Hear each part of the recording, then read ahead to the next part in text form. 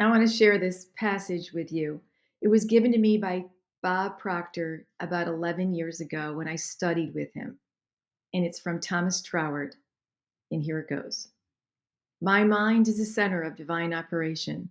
The divine operation is always for expansion and fuller expression, and this means the production of something beyond what has gone before, something entirely new, not included in past experience, though proceeding out of it by an orderly sequence of growth. Therefore, since the divine cannot change its inherent nature, it must operate in the same manner in me. Consequently, in my special world, of which I am the center, it will move forward to produce new conditions, always in advance of any that have gone before. That has a lot of wisdom in it. I have memorized it and internalized it because it helps me realize that what I've done thus far up to this point in my life have really come to fruition.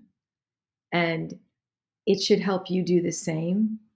If you get really quiet, listen to this, and just really think about what it is in your life you have produced, created up to this point.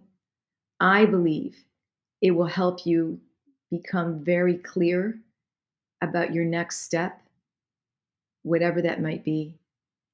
And it helps me realize I'm in the right place and things are really good, right? Life is good. Focus on the good and you will get more good. Thanks. See ya.